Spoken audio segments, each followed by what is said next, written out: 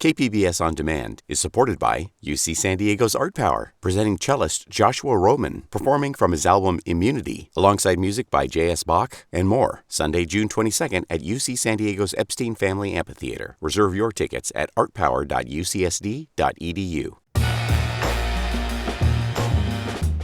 Welcome to KPBS Roundtable. I'm Scott Rod. Today on the show, a conversation with journalists covering the border on what a second Trump presidency could mean for the nation's immigration system.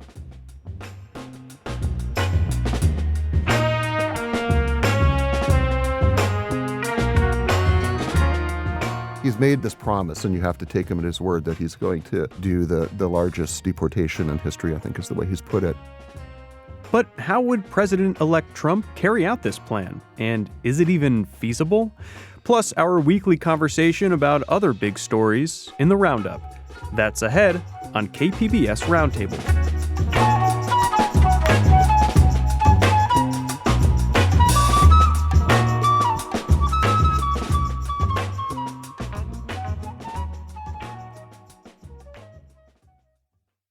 This week, President-elect Donald Trump wasted little time in announcing several key cabinet nominations to help him accomplish his top priorities for his second term. One of those top priorities, of course, is on immigration. Trump has promised mass deportations as well as sweeping changes to the border and how immigration works in the U.S. We wanted to delve into what another Trump presidency could mean for immigrants, the immigration system, and the San Diego-Tijuana border region.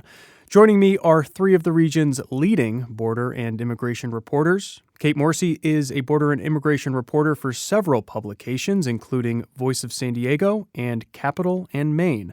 Elliot Spaggett is the immigration team lead for the Associated Press here in San Diego. And Gustavo Solis is the border reporter for KPBS. Welcome to all of you. Hello. Hi. Briefly to start, as reporters covering immigration and the border, what were your first thoughts after it became clear that Donald Trump would return to the White House for a second term? Elliot, I'll start with you. Then I was going to probably be waking up at like 5 in the morning and looking at my phone and saying, what happened overnight? What did he tweet? What did he?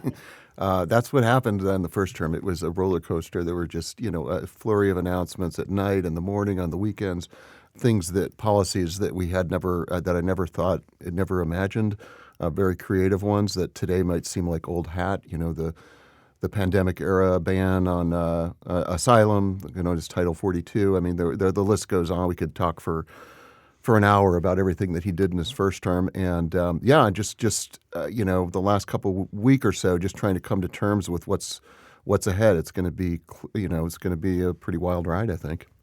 Kate, what was your initial reaction? I would say fairly similar, just thinking about how much work it was to be on this beat during the last administration and the pressures to keep up with everything. I remember in the first week or so of his last administration, he passed 3 immigration executive orders that were laundry lists of everything he wanted to accomplish in office. And some of those things happened right away, like the Muslim ban.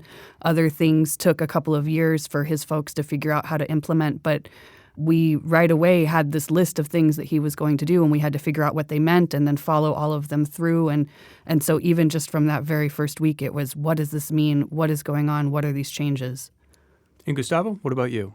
Yeah, I think a little similar. Like the one selfish thought I had was a little bit of job security as a border immigration reporter for the next 4 years, which is kind of nice. But the other thought was, okay, buckle up, because it is a lot of work. I think they both described the cycle that was the first Trump administration. It was like you'd wake up and there would be a tweet or a press release or a new announcement. It was just overwhelming. It was like this endless cycle of reacting to what the administration was doing. It was a lot of outrage and sadness and feelings. So it was just this really draining marathon for a long time. So we've been at KPBS, I don't know, Kate and Elliot, how you've been kind of planning or getting ahead of the second administration. Because one of the things we do want to try to avoid is, as much as we can, getting not stuck in that cycle of just reacting, but really trying to approach it in a different way.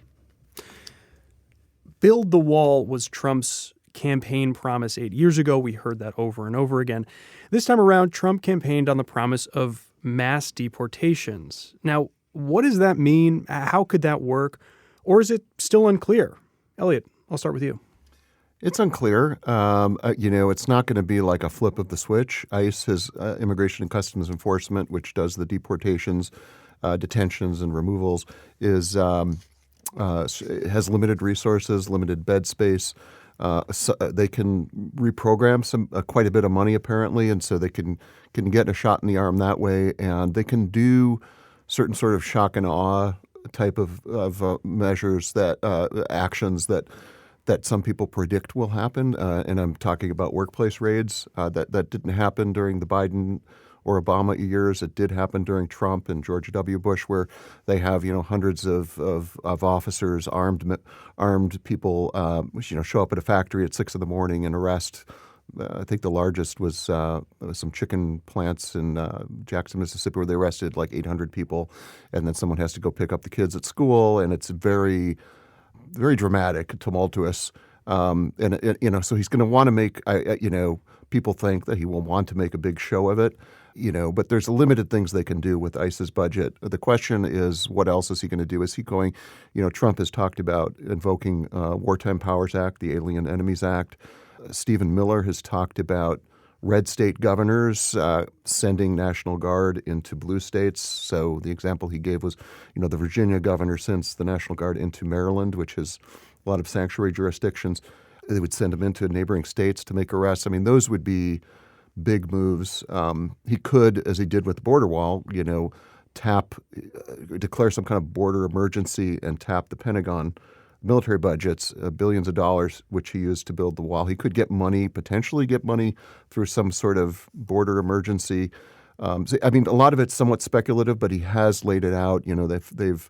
He said during his first term that he wanted to do, mass deportations, and I think Kate was showing me the numbers earlier, but, Obama had the record number of deportations. So this time he's got, they've had 4 years to sharpen their pencils, so to speak, a new judiciary, new Supreme Court. So it could be different this time. So that phrase mass deportation seems succinct. It may seem simple to people, but it sounds like a really sprawling sort of thing. Yeah, and ICE, right, they make arrests every day. So it's not going to be like, oh my God, there's one arrest, the first person arrested. There'll be people arrested up until the last day of the Biden administration. So it's not going to be like, in that sense, a dramatic change. But he's made this promise, and you have to take him at his word that he's going to do the largest deportation in history, I think is the way he's put it. Yeah, Kate, I want you to jump in here. Tell us a little bit about what you think this mass deportation promise might look like, and maybe break down some of the numbers of how it compares to past administrations. Yeah, so I think one of the things that his administration ran into the first time around is that deporting someone is actually quite complicated. So they made a number of arrests under his administration. I remember in one of the early quarters of his administration here in San Diego, we had more arrests than anywhere else in the country from the ICE office, and we saw things like what Elliot was talking about with the raids. But arresting someone is not deporting someone.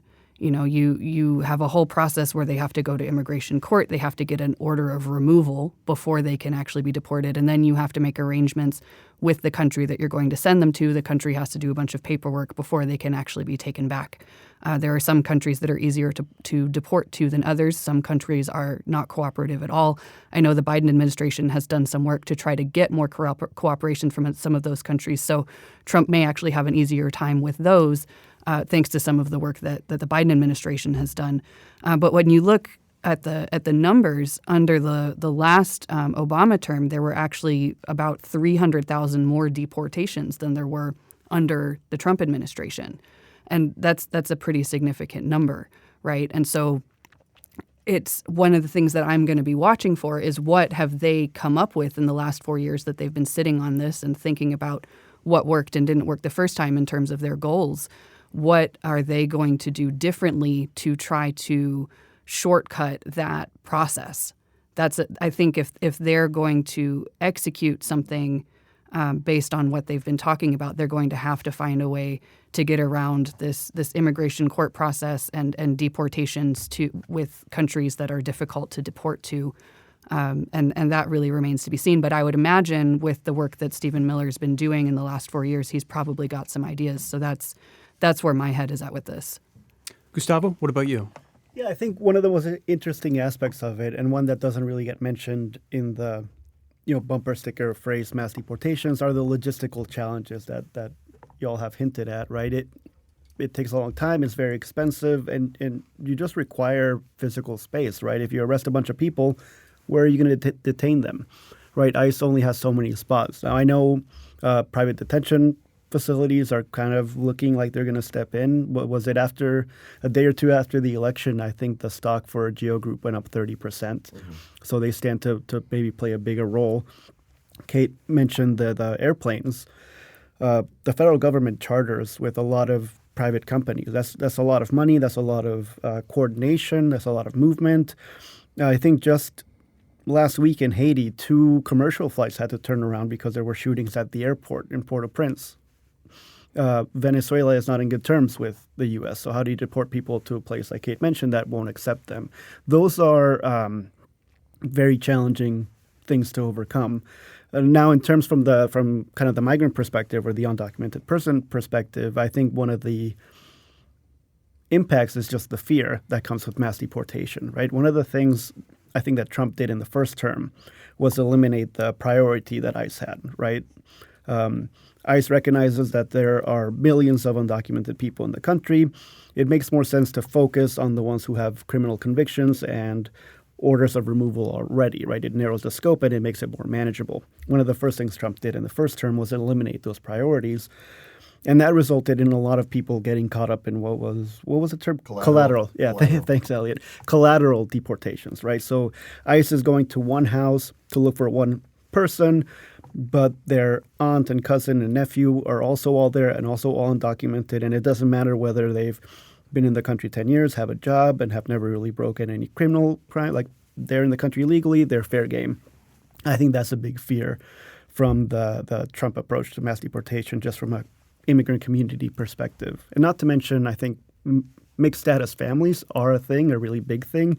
Mixed status families is the parents are undocumented, but the children are U.S. citizens, or one spouse and the other have different statuses. And that really, I think people assume that deportations only impact immigrants who don't have legal status, but they impact U.S. citizens directly and indirectly all the time.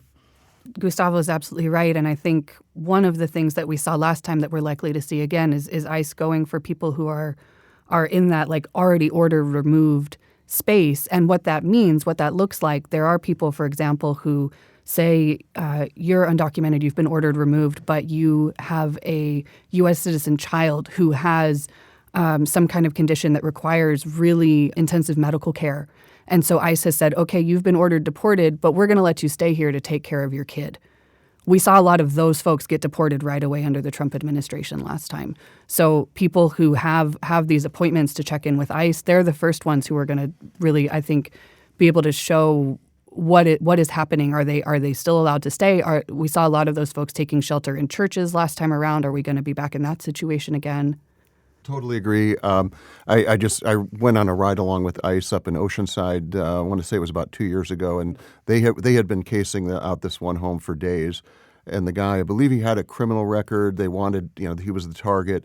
He wasn't home, or no, I think they did arrest him, but they had an interaction with his girlfriend, who was also in the country legally, and they were just like, well, we don't really care about her. She's obeying the law. She's not a concern for us, and so they just left her alone. Whereas when I'm aging myself here, but when I went out with George W. Bush and that administration, a ride along in the Linda Vista area, they were just stopping everybody. They would go for one person, but then, like Gustavo described, there's 6 other people in the home, and they would arrest anyone who was here illegally. One thing that will be very important. I mean, ICE generally does not have search warrants, so there'll be a lot of these advocacy groups telling people not to open the doors.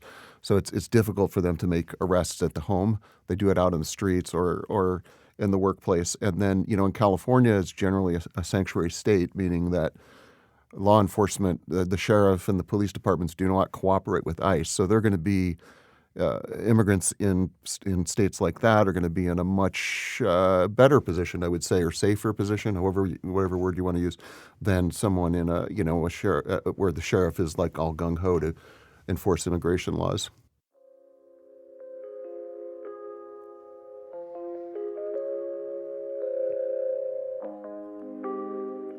When Roundtable returns, more from our panel of journalists covering the border, including their reporting on the people who would be most impacted by Trump's proposed policies. She would disappear on me. And then, a month or so later, I'd get a message in WhatsApp from a new phone number like, hey, it's me. I got robbed at gunpoint again, and my phone was taken. That's ahead on Roundtable.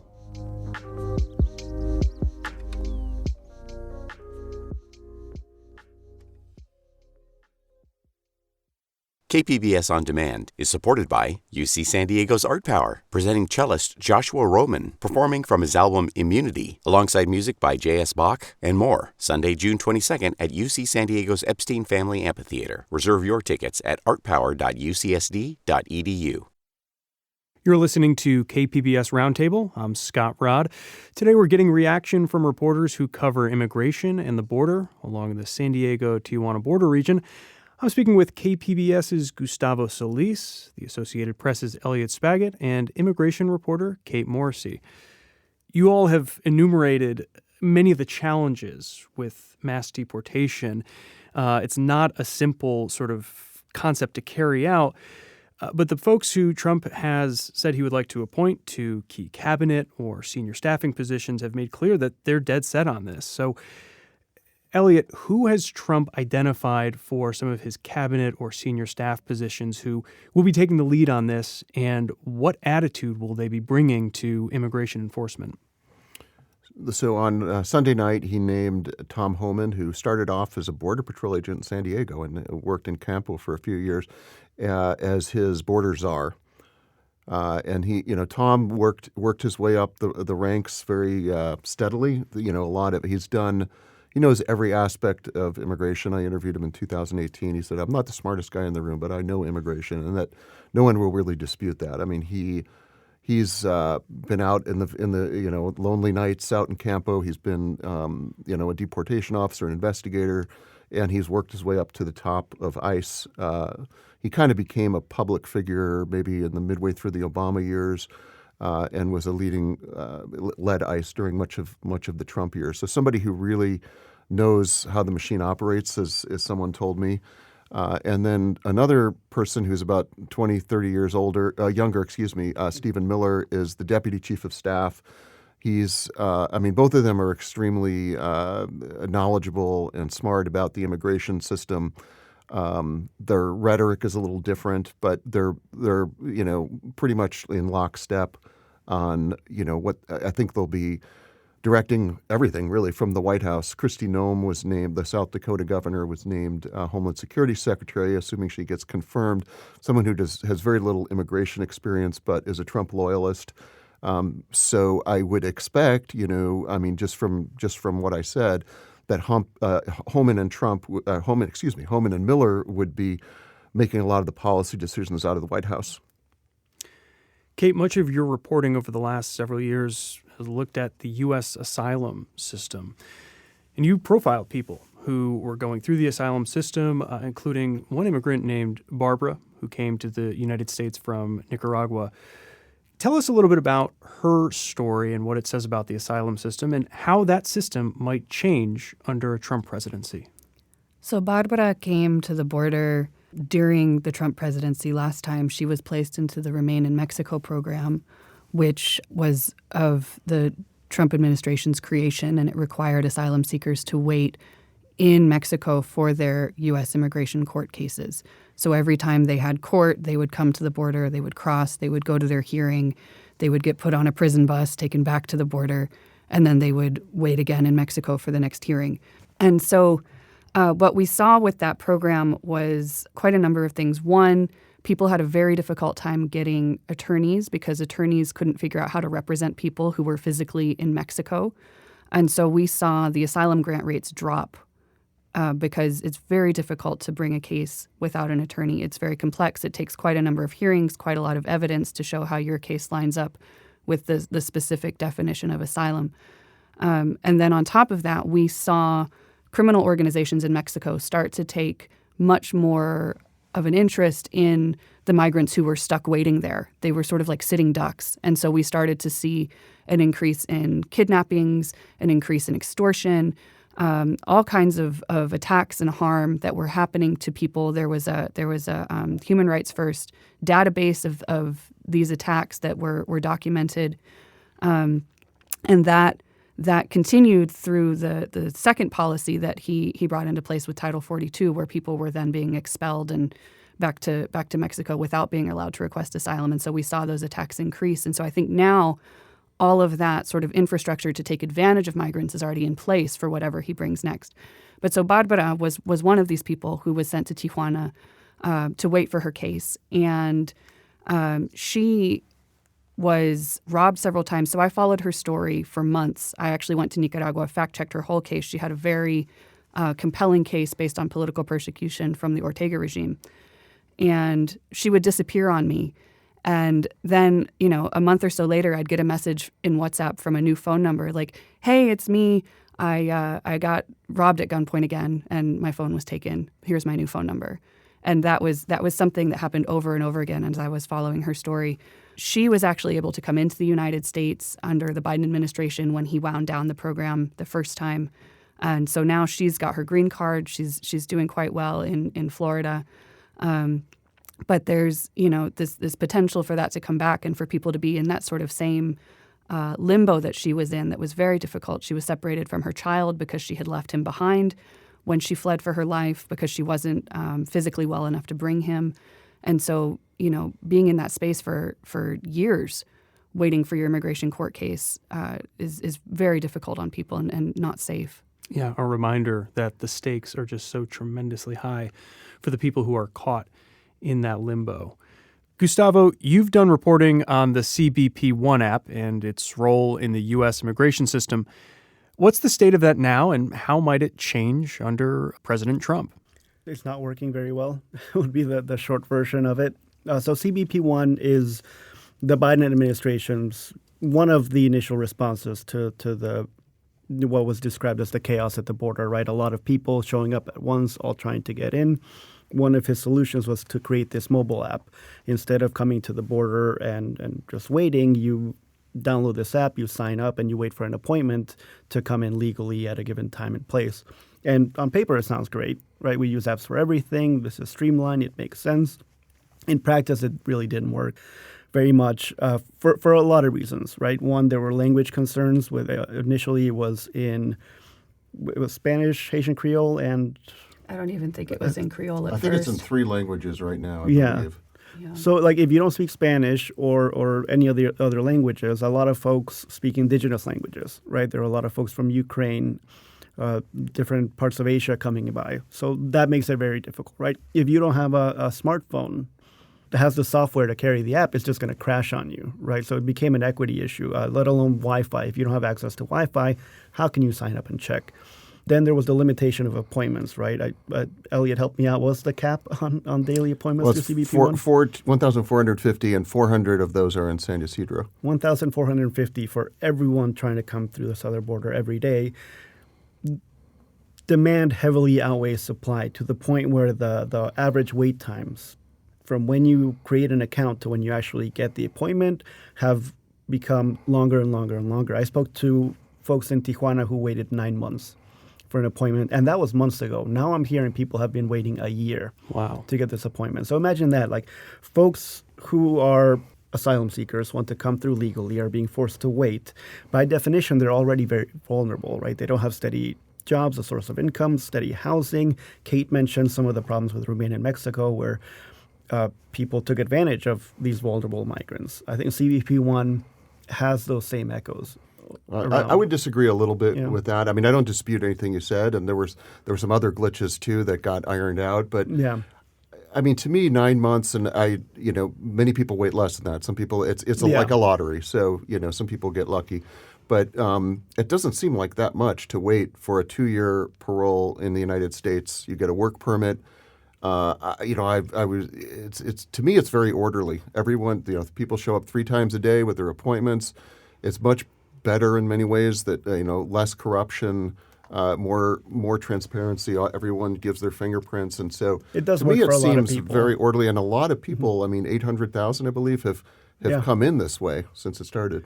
Yeah. I would say, though, that there's an issue when people who are still imminently in danger have trouble accessing the system. It's not an without, asylum. It's not an right. asylum system. So if you're in imminent danger in Tijuana as an asylum seeker, there's no way for you to say hey, pick me tomorrow, app, right? Right. That. It's not designed that way. Right, but the asylum system, the reason why it was created was to protect people who are in imminent danger of their lives.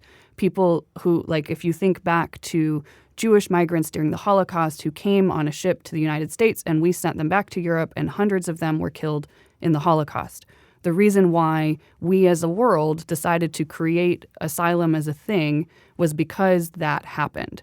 And so if you're thinking about sort of the reason for the system and then you're looking at, the way this app functions, it is falling short on identifying the people who need to be screened right away. Yeah, and I don't think that was the purpose of CBP-1. It was more just to, so many people were coming in for economic. There was no other way to get in the country, so everyone was applying for asylum, whether they had good cases or not. And so this was just a way to handle the massive flows where people were crossing and by the hundreds and just in the desert. Now it's much more orderly.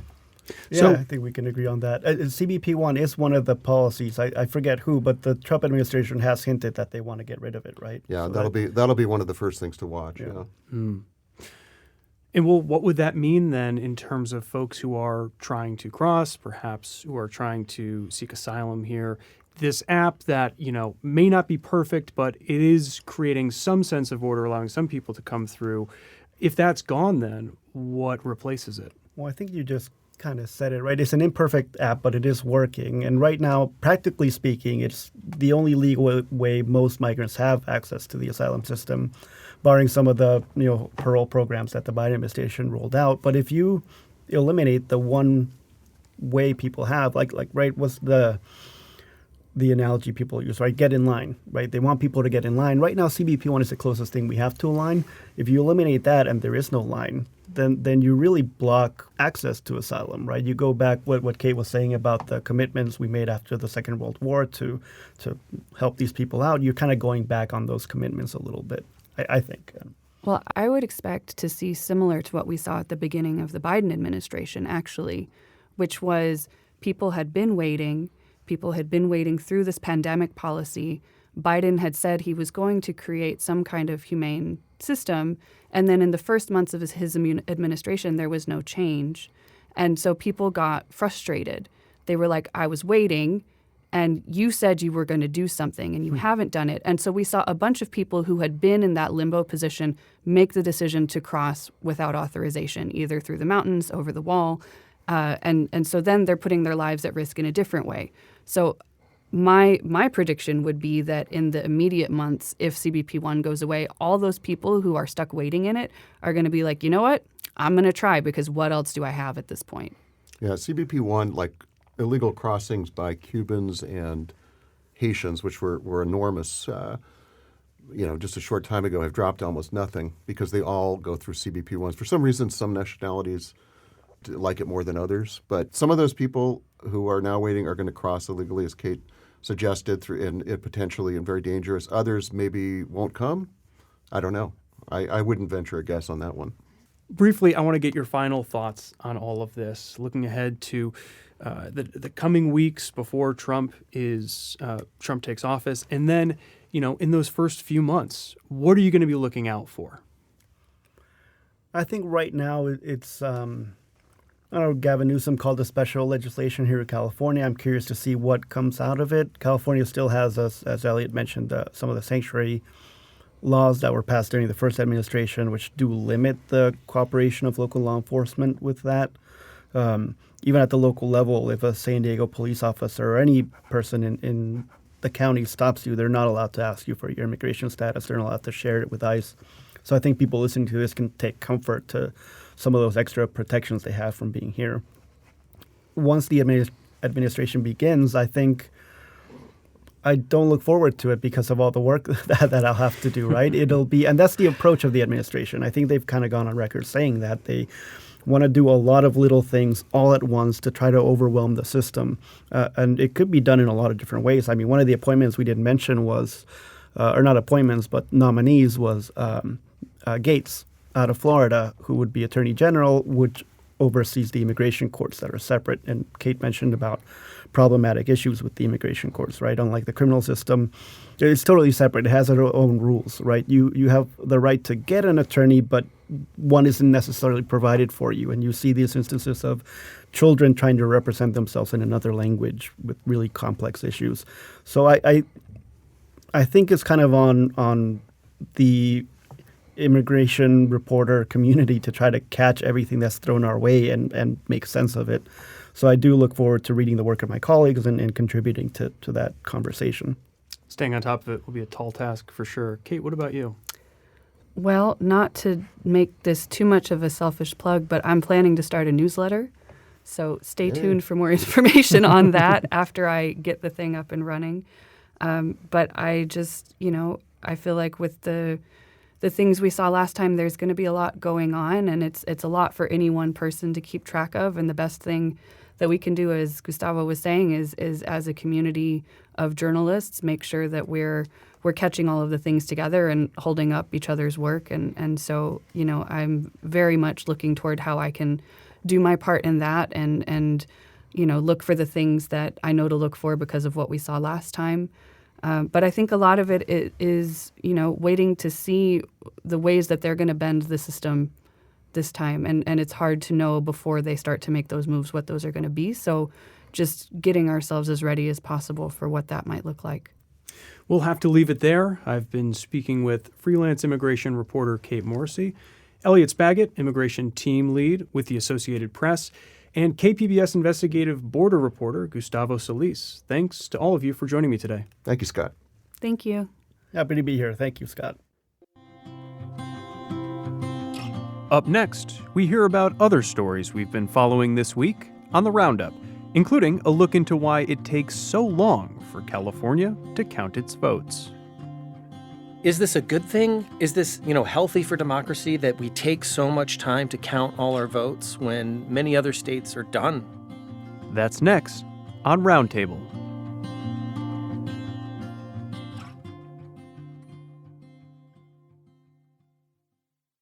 KPBS On Demand is supported by UC San Diego's Art Power, presenting cellist Joshua Roman, performing from his album Immunity, alongside music by J.S. Bach and more, Sunday, June 22nd at UC San Diego's Epstein Family Amphitheater. Reserve your tickets at artpower.ucsd.edu. You're listening to KPBS Roundtable. I'm Scott Rod.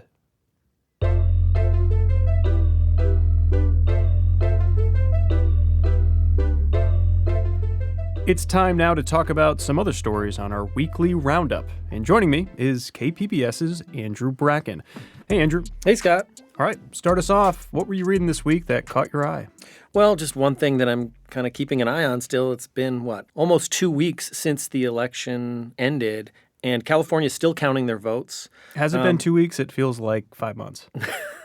Well, in San Diego County, there's, as midweek this week, they still had about 140,000 outstanding votes that they were still tabulating. I think that's down to, we're recording right now, about 77,000, but still a lot. And so I've just seen some talk about this. There was a piece in the LA Times, but also just on social media kind of, is this a good thing? Is this, healthy for democracy that we take so much time to count all our votes when many other states are done counting their votes? I think we have a lot of rules to let people, you can sign up to vote, 1 minute before the polls close, and that's really cool. But I think I've just heard some debates about, is this good or bad that it takes us so long, and is there a way we could speed it up at all? I think it's obviously very important that the registrars are taking their time. The Secretary of State is taking its time to really make sure that every ballot is counted and that these results are reliable. Obviously, that's really important, and that does take time. But the fact that this goes on and on much longer than other states, it does raise questions. It also can create misperceptions sometimes. For example, when you start to see, the results when there's still many votes to be counted, I saw there was a headline that said, well, it looks like, Trump received a higher percentage of the vote this time than in 2020.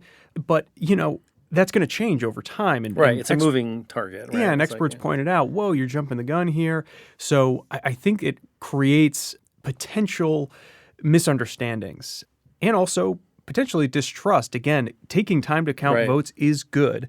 But when people see that it takes this long, I think mistakenly, they can look at it and say, something seems weird here. But again, it's all about counting every vote, auditing those results, making sure that everything is as accurate as possible. And I think it's an interesting push and pull between trying to make California's elections as user-friendly as possible, right? There is drop-off ballots, mail-in ballots. You can go in person. And as you said, you can register on Election Day and cast a conditional ballot. So I do wonder if there's much that they can do to try to keep elections as, open and as user-friendly as possible, like I said, but trying to speed up the count. I do wonder if that's sort of a tug of war that, creates some difficulty. Yeah, I think that's an interesting debate to see going forward. What stories have you been following this week? Well, shortly after the election results became clear, with Donald Trump being elected to the presidency again, Gavin Newsom wasted no time going into action, basically trying to fortify California's policies that he fears, and I think rightly so, he fears that Trump will try to dismantle. Trump's administration will try to undermine or revoke. He called a special session for the legislature, which is going to convene in early December. And then Newsom jetted off to D.C. to talk with folks in the Biden administration to try to, like I said, fortify all of the things that he's been able to, him and lawmakers have been able to pass and set into place here in California, ranging from disaster aid. There is a concern that Trump had threatened to potentially withhold disaster aid. There is currently outstanding reimbursements that the federal government owes California that Newsom wants to make sure that the state does get, but also there's concerns about moving forward. Requests for disaster aid may be denied. There are issues on the environment. The state still needs some approvals from the federal government in terms of phasing out fossil fuel burning cars. Trump has made clear that he wants to revoke or stand in the way of the state's plans for zero-emission vehicles. And getting some of these approvals in place, it may not protect California's plans completely, but it may provide some additional security. There's also a push to try to get more land preservation and conservation, which would prevent development on those lands. And of course, high-speed rail, that's been a beleaguered project in California for many years. And they're relying on federal dollars to complete the Central Valley leg. Again, this project has hit snags and cost overruns over the years. And if this federal money is pulled, that could definitely be another big hit. And you covered Governor Gavin Newsom during the Trump administration. Is this kind of reminiscent to how he approached his first term? Do you see kind of similarities there? I think that Newsom knows what happened the first time around. He's like, it's not a distant memory. The state was involved in over 100 lawsuits. There was lots of wrangling and words back and forth. At times they kind of seemed like frenemies. They would sometimes be on the same page and be okay, but then other times they'd exchange pretty tough words. So, it's reminiscent in the fact that it just seems like Sacramento lawmakers, the governor, they're all in the attorney general, everyone's gearing up again, probably for a drawn-out years-long fight. Newsom has made clear he's going to try to work with the Trump administration where he can, but it's very clear, the writing's on the wall, that they are girding themselves for what's probably going to be a pretty contentious 4 years with Trump in office. Yeah, obviously a lot more to come on that. One other story I have I learned of it from Axios San Diego. It's actually reporting from USA Today's home front. And it found that San Diego is the top city when it comes to net inflow of college-educated people coming to San Diego. San Diego saw a net inflow of almost 13,000 college-educated residents. I think number 2 was Charlotte in North Carolina, but San Diego was the top of that list. Axios mentions it kind of bodes well for, potentially the economy in the region. It also kind of says a lot about the industry, the biotech, some of that, aerospace that San Diego has. And Axios did also mention that there's actually a lot of college graduates leaving the region, and San Diego was 13th on that list, with 23,452 college graduates leaving. So it balances out somewhat. But I thought that was an interesting kind of window into where we are with San Diego and the future. Well, of course, you hear about brain drain in cities all over the country and different regions, and that's obviously a big concern. But those brains have to be going somewhere.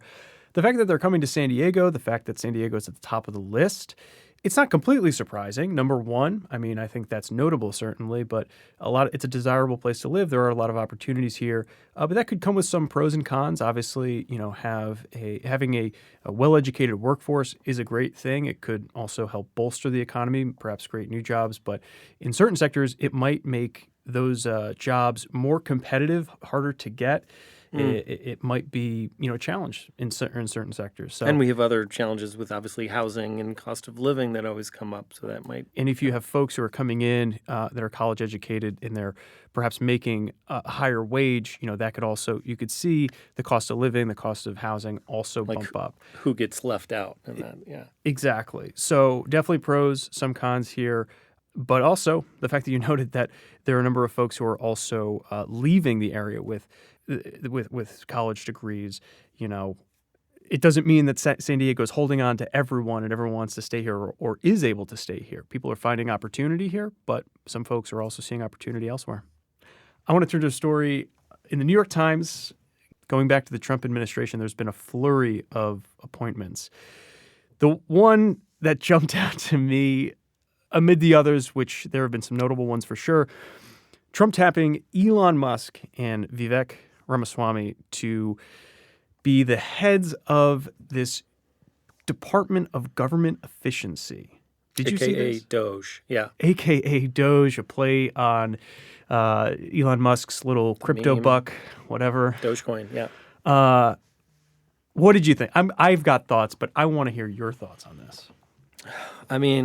Oh man, you're putting me on the spot here. I think I'm Elon Musked out right now at the moment. Aren't we all? So I don't know what to make of it. I think some of this, it's just like I'm interested to see kind of how it works because I know Musk has his hands in all these different sort of areas of the economy and these different industries. And I think some of them have connections to the government. So I think don't you need to kind of, a lot of times when people come into the government, they need to sell shares, they need to divest from a lot of their investments that are, maybe connected to government contracts. So I think there's a lot of devil in the details there, like how that's actually going to work. Yeah, a lot of uncertainty. You hit on a big one.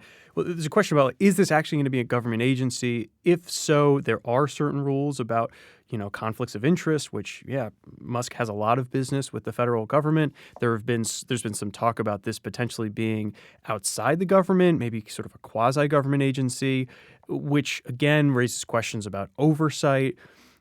And I think at the bottom of this, Musk has said he wants to cut $2 trillion from the federal budget, which is just an insane amount of money from the federal budget. And like all kind of joking aside, about Dogecoin and all this stuff, like these are people's lives and livelihoods that we're talking about. We're talking about social welfare programs. We're talking about environmental programs. We're talking about, eliminating potentially lots and lots of jobs all the way across the country. This isn't just, bureaucrats in Washington, D.C. There are federal employees all over the country. So there could be some serious, serious effects from the decisions that Musk and Ramaswamy make in the name of, quote, efficiency. But that can have a lot of outfall. Yeah, and I think one of the examples that people point to is Elon Musk did this with Twitter, and that got a lot of attention, at least in the tech industry, of just cutting costs to a very extreme degree. And a lot of people look to that, at least in the private sector and the tech sector, as like a success or as like something to emulate. And we've seen a lot of job losses in the tech industry the last couple of years since he took that on. But Obviously, the government's a whole different thing. So it's a whole different beast, but also Twitter has been hurting in a lot of ways. Right. So Oh, yeah. advertisers fleeing. Yeah. A lot of people say that or what its value actually is, who knows, right? Yeah, but a lot of people say the quality of the platform and the content on it has degraded. So, yeah, in the name of efficiency, sure, he cut a lot of jobs, but has there been a ramification of that? Yeah, absolutely. I'm going to wrap up with one final story. Burning Man is hurting for money. This festival out in Black Rock City in Nevada, a big deal for a lot of people to go out and do their thing out in the desert. But apparently, the Burning Man nonprofit, which puts this on, is seeking $20 million in donations because they're saying that the cost of putting on the festival is way more expensive than the amount of money they're bringing in through tickets. And so, just to give you an idea, the base ticket last year was $575 to get into this festival, and they claim that the cost per participant is north of $700.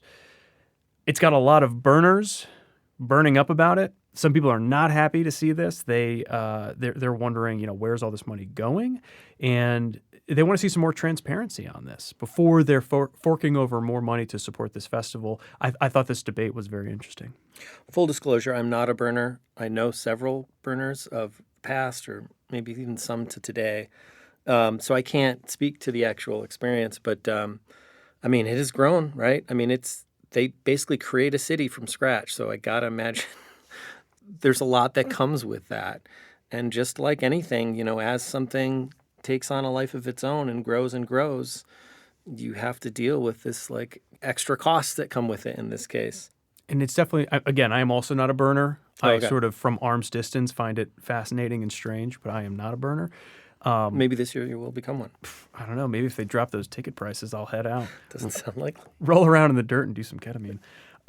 That's going to be it for this week. Andrew, thanks for joining us as always. Thanks, Scott.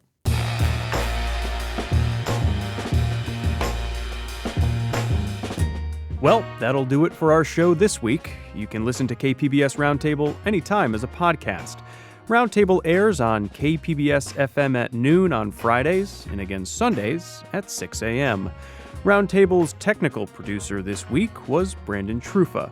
This show was produced by Andrew Bracken. Brooke Ruth is Roundtable's senior producer, and I'm Scott Rod. Thanks for listening. Have a great weekend. KPBS On Demand is supported by UC San Diego's Art Power, presenting cellist Joshua Roman, performing from his album Immunity, alongside music by J.S. Bach and more, Sunday, June 22nd at UC San Diego's Epstein Family Amphitheater. Reserve your tickets at artpower.ucsd.edu.